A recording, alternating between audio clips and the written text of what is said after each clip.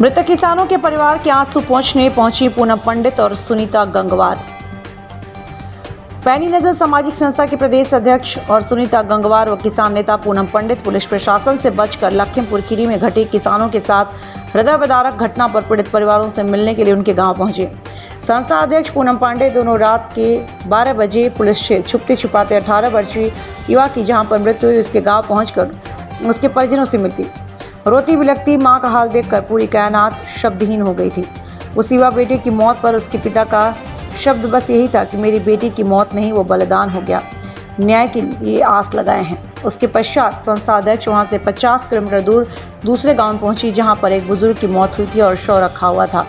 वहां भी मौत का तांडव से खामोशी छाया हुआ था। उस गांव से लगभग 60 किलोमीटर दूर दो गांव में 2 शव और बच्चे रखे हुए थे जो बच्चों के थे, जहां पर संस्था अध्यक्ष व पूनम पांडे किसान नेता नहीं पहुंच पाए क्योंकि पुलिस का वहां पर कड़ा पहरा था। लगभग रात के 2 बजे वहां से उनकी रवानगी हुई बरेली की तरफ। इस घटना पर सुनीता गंगवार ने कहा, अब खुद बीजेपी ही किसानों की हत्याएं करने पर आमदा हो चुकी है। बीजेपी सरकार को जनता का कोई डर नहीं है, ना उसे यह डर है कि इस पर जनता क्या करेगी, फिर से बीजेपी सरकार को चुनने की गलती करेगी। संस्था अध्यक्ष ने कहा कि आगे इस नरसिंहगढ़ से बचना है, नरसंहार से बचना है तो जनता को एकजुट होकर हर हाल में बीजेपी को सत्ता से बाहर करना होगा। मजहर अली की रिपोर्ट, नवाबगंज बरेली से।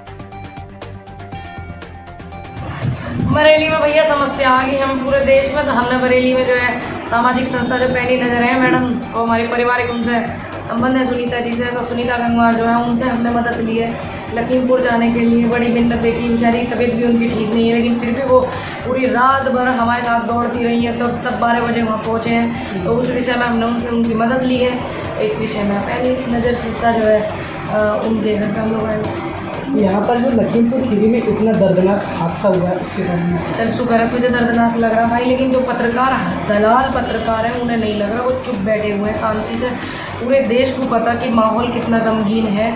लखीमपुर खीरी पूरा लहूलुहान हुआ पड़ा और लोग अपने मतलब विचारों को नहीं बदल रहे हैं, ज़मीर को अपने जिंदा नहीं रख ले। कुछ लोग जो है मीडिया भी नहीं दिखा रही है, नेशनल मीडिया नहीं दिखा रहा, उल्टा सीधा दिखा रहा, और बहुत सी ऐसी चीज़ें हैं कि उनका ज़मीर अभी भी मरा पड़ा है। लेकिन किसान जो है सारे के सारे मजदूर किसान तबके जितने भी लोग हैं सारे उत्तर प्रदेश वाले देश वाले सभी उनके साथ हैं, उनके परिवार के साथ हैं। परमात्मा उनको अपने चरणों में जगह दे।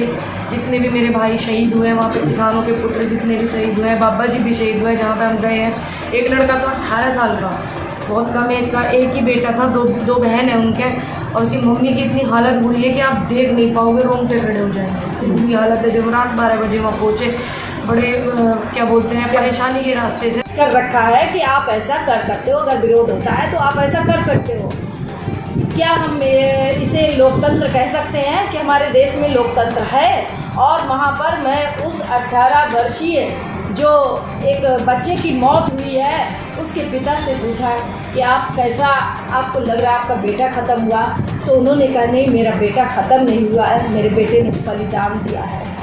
ये है हमारे देश के किसानों की सोच है, जिन्होंने अपने बेटे की मृत्यु को देश के लिए बलिदान कहा है। और हमारी सरकार जो है बेशर्मों की तरह मूक बधिर होकर बैठी हुई है और खुद अपने ही नुमाइंदों से ऐसे कृत्य करवा रही है। तो ये बात मैं कहना चाहती हूँ, पूरे देश की आवाम से कहना चाहती हूँ, पूरे देश की जनता से कहना चाहती हूँ कि इस नरसंहार को रोकने के लिए इस सत्ता को गद्दी पर से उतारो। मैम इतना बड़ा मामला हो गया, बैरिकेडिंग कर दी गई थी, सब जगह रोक लगा दे रखी है, फिर भी आप कैसे पहुँचे? हम लोग जो पहुँचे थे, हमारे साथ पूनम पंडित भी साथ में थी, तो बहुत मुश्किल से जगह जगह पुलिस ने इतना पहरा लगा रखा था, इतनी बैरिकेडिंग करी थी कि हम लोग उन रास्तों से ना जाकर दूसरे जो गांव के ग्रामीण पतले रास्ते हैं उन रास्तों से गए थे, जिससे हमारा सफ़र बहुत लंबा हो गया था और हम पुलिस से बचते बचाते और 2 ही जगह पर पहुंच चुके थे। उसके बाद और ज़्यादा रात में बैरिकेडिंग बढ़ चुकी थी। एक जगह तो उन्होंने रास्ता जो है सैकड़ों की संख्या में ट्रक लगा दिए गए थे, जिससे कि पूरा रास्ता बंद हो सके और वहाँ पर से जाना संभव ही नहीं था, तो हम लोग अलग रास्तों से गए थे। जहाँ पर जो घटना घटित हुई थी वहाँ की क्या स्थिति है जब आप गए थे? वहाँ की घटना के बारे में तो बताना ही, मंजर क्या था, बड़ा शब्दहीन इंसान वहाँ जाकर हो गया था कि इतना दुख भरा मंजर था कि उसे शब्द देना नामुमकिन है।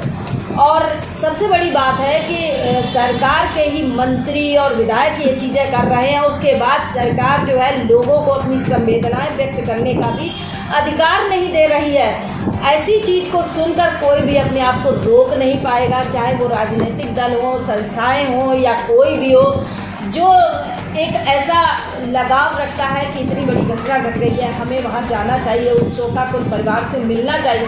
उसके लिए सरकार इतना इंतजाम कर रही है, इतनी बैरिकेडिंग लगा रही है, इतनी पूरी पुलिस की फोर्स वहाँ पर लगा रही है। क्या सरकार ये फोर्स वहाँ पर नहीं लगा सकती थी कि ये घटना ही ना होती? वहाँ पर छूट कैसे दे देती है सरकार और पूरे देश से जाने वाले लोगों को रोक लेती है ये सरकार। इसके लिए सरकार के पास पैसे भी है, सब कुछ है, पूरी सुरक्षा पे जो है लगा देती है कि कोई भी व्यक्ति वहाँ पर मिले ना। और